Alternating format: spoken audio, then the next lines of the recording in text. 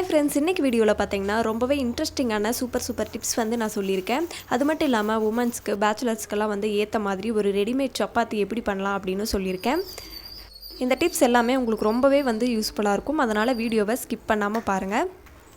வீடியோக்குள்ளே போகிறதுக்கு முன்னாடி நீங்கள் நம்ம சேனலுக்கு புதுசாக இருந்தீங்கன்னா சப்ஸ்கிரைப் பண்ணிவிட்டு பக்கத்தில் இருக்கிற பெல் ஐக்கானை கிளிக் பண்ணிக்கோங்க. ஃபஸ்ட்டு டிப் என்ன அப்படின்னு பார்க்கலாம். இந்த கத்திரிக்கோல் வந்து பார்த்திங்கன்னா ஒரு சில டைம் ரொம்ப துருப்பிடிச்ச மாதிரி நமக்கு சரியாக கட் பண்ண வரவே வராது. அது மட்டும் இல்லாமல் மேலே எல்லாம் ரொம்ப துருப்பிடிச்ச மாதிரி ஆயிரும். அது எப்போவுமே புதுசு போல் இருக்கிறதுக்கு நீங்கள் இந்த டிப்ஸ் வந்து ஃபாலோ பண்ணி பாருங்கள். நான் வந்து வேஸ்லின் தான் வந்து எடுத்திருக்கேன். இதில் கொஞ்சமாக வந்துட்டு நம்ம விரலில் எடுத்துகிட்டு அந்த கத்திரிக்கோலில் நல்லா வந்து தேய்ச்சி விட்டுக்கோங்க. இந்த மாதிரி ஜாயினாக இருக்குது பார்த்திங்களா, இந்த இடத்துல நல்லா வந்து அப்ளை பண்ணிக்கோங்க. நல்லா கத்திரிக்கோல் ஃபுல்லாக வந்து நம்ம தேய்ச்சி விட்டுக்கலாம்.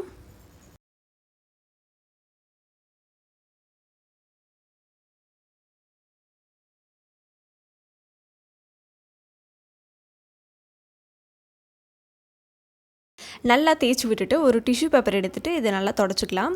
இந்த மாதிரி துடைக்கிறதுனால பார்த்திங்கன்னா அது நல்லா பளிச்சுன்னு வந்துட்டு நமக்கு இருக்கும்.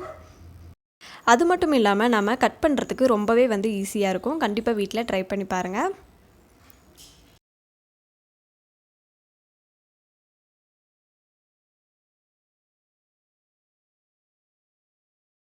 நெக்ஸ்ட் டிப் என்ன அப்படின்னு பார்க்கலாம். நம்ம குழந்தைங்களோட ஷூ, அதுக்கப்புறம் நம்ம ஹஸ்பண்டோட ஷூலெல்லாம் பார்த்திங்கன்னா அடிக்கடி பாலிஷ் இல்லாமல் ஆயிரும். ஒரு மாதிரி பார்க்குறதுக்கு டல்லாக இருக்கிற மாதிரி இருக்கும்.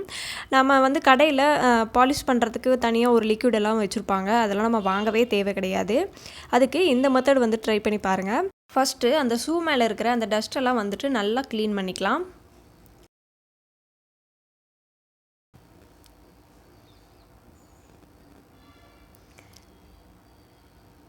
க்ளீன் பண்ணதுக்கப்புறமா இப்படி தான் இருக்குது. இப்போது இதுக்கு மேலே நான் வேஸ்லின் வந்துட்டு அப்ளை பண்ணிக்கிறேன்.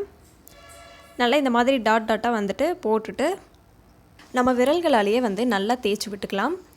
இந்த மெத்தட் பார்த்திங்கன்னா செலவே இல்லாமல் ஈஸியாக நம்ம ஷூ பாலிஷ் பண்ணிடலாம். இது ரொம்பவே வந்து உங்களுக்கு யூஸ்ஃபுல்லாக இருக்கும். அவசர டைமில் ஒரு இன்டர்வியூக்கே போகிறோம் அப்படின்னா நம்ம ஷூ வந்துட்டு பாலிஷ் பண்ணுறதுக்கு எதுவும் வந்து இருக்காது. அந்த மாதிரி டைமில் இந்த வேஸ்லின் வந்துட்டு அப்ளை பண்ணி பாருங்கள். ரொம்பவே வந்து யூஸ்ஃபுல்லாக இருக்கும். இப்போ நான் 2 ஷூக்கும் வந்துட்டு அப்ளை பண்ணிட்டேன். பாருங்கள் எப்படி நல்லா புதுசு போல் இருக்குது அப்படின்ட்டு. இப்போது நான் தனியாக ஒரு டிஷ்யூ பேப்பர் எடுத்துகிட்டு அதுக்கு மேலே அந்த ஈரமாக இருக்குது பார்த்திங்களா, அதை நான் வந்து நல்லா தொடச்சி விட்டு எடுத்துக்கிறேன்.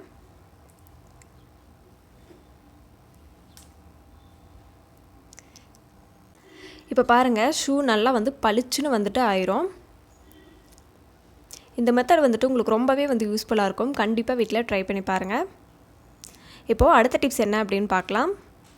நம்ம கிச்சனில் நம்ம எப்போவுமே சமைக்கும்போது பார்த்திங்கன்னா நம்ம கையில் எல்லாம் ஈரமாயிருச்சு அப்படின்னா நம்ம போட்டிருக்கக்கூடிய நைட்டிலையோ இல்லை சுடிதார்லையோ வந்துட்டு அப்படியே தொடச்சிருவோம். அதனால் அந்த ஏரியாக்கள் எல்லாம் பார்த்திங்கன்னா ஒரு மாதிரி வெளுத்து போன மாதிரி ஆயிரும். அந்த மாதிரி ஒரு பேட் ஹேபிட் வந்துட்டு பண்ணவே பண்ணாதீங்க. அதுக்கு நம்ம என்ன பண்ணலாம் அப்படின்னு பார்த்திங்கன்னா ஒரு சேஃப்டி பின் வந்து நான் எடுத்துக்கிறேன். அது அந்த டவல் ஓரங்களில் வந்துட்டு பின் பண்ணிக்கலாம். பின் பண்ணிவிட்டு உங்கள் கிச்சனில் வந்துட்டு இந்த மாதிரி ஹேங் பண்ணி விட்டுருங்க. இல்லை விண்டோலையோ இல்லை கபோர்ட்லேயோ நம்ம வந்துட்டு இந்த மாதிரி ஹேங் பண்ணி விட்டுட்டோம்னா நம்ம வேணுங்கும் போது எடுத்து தொடச்சிக்கலாம். நெக்ஸ்ட் டிப் பார்க்கலாம். நம்ம சில்வர் பாத்திரங்கள் எல்லாம் பார்த்திங்கன்னா நம்ம ஸ்டிக்கர் வந்துட்டு ரிமூவ் பண்ணாமல் விட்டுருப்போம். அது நாளடைவில் பார்த்திங்கன்னா இந்த மாதிரி ஆயிரும். ஒரு மாதிரி அழுக்கு படிஞ்ச மாதிரி ஆயிரும். இது நம்ம ஒரு ஸ்க்ரப்பர் வச்சு ஸ்க்ரப் பண்ணோம் அப்படின்னா அந்த சில்வர் பாத்திரத்தில் வந்து கீறல் விழுந்து ரொம்பவே அசிங்கமாக இருக்கும். அதுக்கு நம்ம என்ன பண்ணலாம் அப்படின்னு பார்த்திங்கன்னா நான் வேஸ்லின் தான் வந்து எடுத்திருக்கேன். இது நீங்கள் நல்லா திக் லேயராக வந்து அப்ளை பண்ணிக்கோங்க. நல்லா வந்துட்டு அப்ளை பண்ணிவிட்டு நான் சின்னதாக ஒரு கிளாத் வந்து கட் பண்ணி எடுத்துக்கிட்டேன். அது லைட்டாக வந்து ஈரம் பண்ணிவிட்டு இதை நீங்கள் தேய்ச்சி விட்டீங்க அப்படின்னா ஈஸியாக நமக்கு ரிமூவ் ஆகிட்டு வந்துடும். அந்த பாத்திரமும் வந்து நமக்கு எந்த ஒரு டேமேஜும் இல்லாமல் நீட்டாக க்ளீன் ஆயிரும். இந்த மெத்தட் உங்களுக்கு ரொம்பவே வந்து யூஸ்ஃபுல்லாக இருக்கும். கண்டிப்பாக ட்ரை பண்ணி பாருங்கள். கொஞ்சம் நாம் அழுத்தம் கொடுத்து தேய்ச்சோம்னாவே போதும். சின்னதாக ஒரு கிளாத் வச்சு நம்ம துடைக்கும் போதே அது ஈஸியாக வந்துட்டு வந்துடும். இப்போ பாருங்கள் நல்லா வந்து பளிச்சுன்னு வந்துட்டு நமக்கு ஆயிடுச்சு.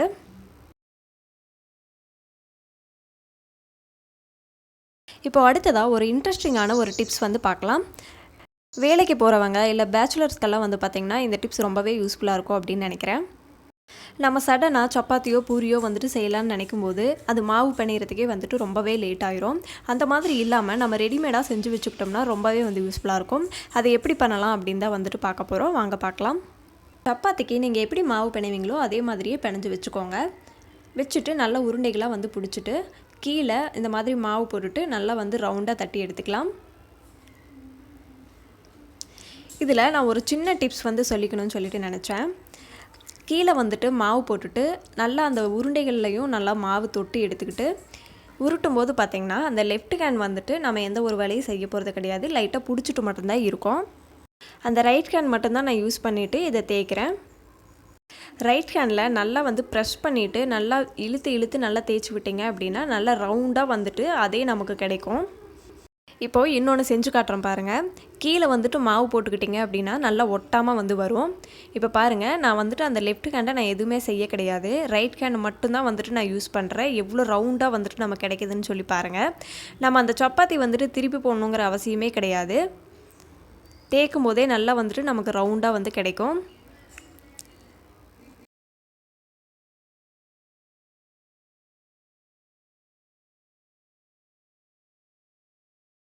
இப்போ எல்லா மாவும் நான் நல்லா தேய்ச்சி எடுத்துக்கிட்டேன்.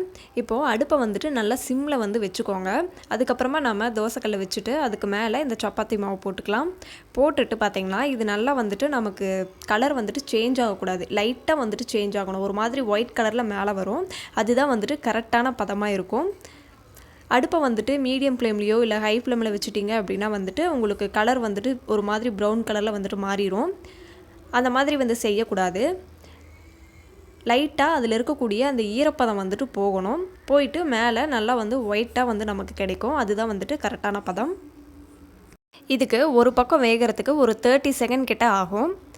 அதுக்கப்புறமா நீங்கள் திருப்பி போட்டு நல்லா வேக விட்டு அதில் இருக்கக்கூடிய அந்த ஈரப்பதம் போகிற அளவுக்கு நல்லா வேக விட்டு எடுத்துக்கோங்க. நீங்கள் இன்னொரு மெத்தட் கூட ட்ரை பண்ணி பார்க்கலாம். நம்ம சாப்பாடெல்லாம் குக்கரில் வைக்கும் போது பார்த்திங்கன்னா விசிலெல்லாம் வந்த உடனே ஸ்டவ் ஆஃப் பண்ணிடுவோம் இல்லைங்களா?